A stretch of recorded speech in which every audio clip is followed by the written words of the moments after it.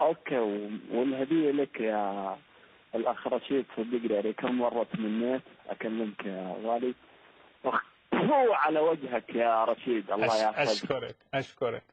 بس احنا انا بدنا عارف. نجاوب. طيب خليني اخذ شخص اخر من اخ حسين من المملكه العربيه السعوديه. اهلا بك. الو، انا سامعك اخ حسين، تفضل. اهلا وسهلا رشيد، كيف الصحة؟ نشكر رب. اتمنى ما تتف على التليفون. نعم؟ اتمنى ما تتف على التليفون كمان. اصابعك ما هي زي بعض يا حسين. يا اخ رشيد، انا بهزر معك، تفضل.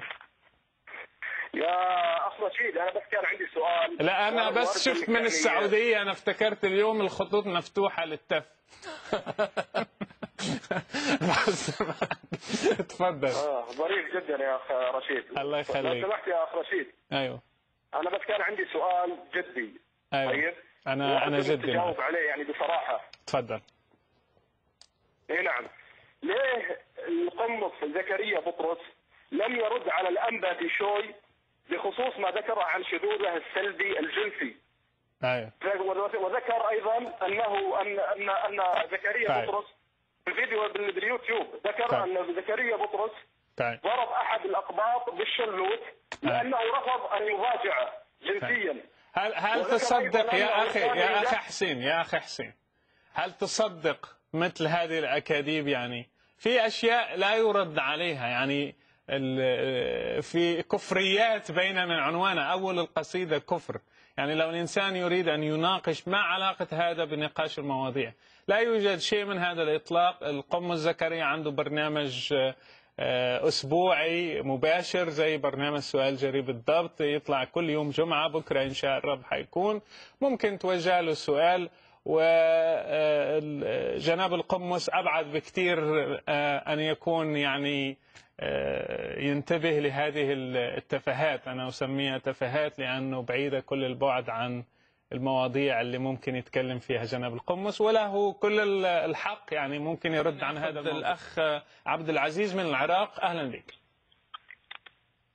اهلا، مساء الخير يا اخ رشيد. مساء النور، تفضل اخي الحبيب. أنا حقيقة أخ رشيد معجب ببطولات القمص زكريا بطرس. الله يخليك. من أي ناحية؟ وآخر نعم، إيه نعم، هي يعني بطولة من بطولات القمص زكريا بطرس. أيوه.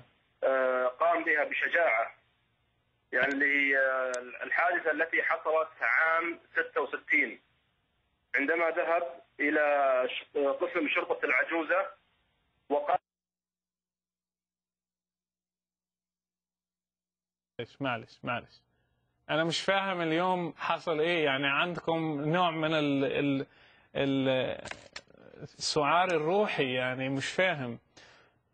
نصلي إن الرب يهدي النفوس. عندكم هجوم كتير على شخص جناب القمص. يعني ما ينفعش إلا الشتيمة يعني والأباحة وقلة الأدب. إذا كان هو ده المنطق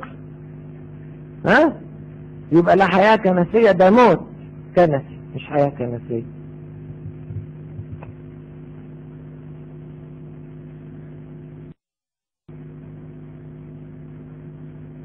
وعلى العموم هو زكريا بطرس طول عمره صاحب مشاكل، وتوقف سنة في عهد البابا كرولوس و9 سنين في عهد البابا شنودة، واتنقل كذا مرة من كنايس لكنايس واخرها اتوقف لانه ضرب واحد بالشلوت، جاب له عهة مستديمة في برايتون في انجلترا.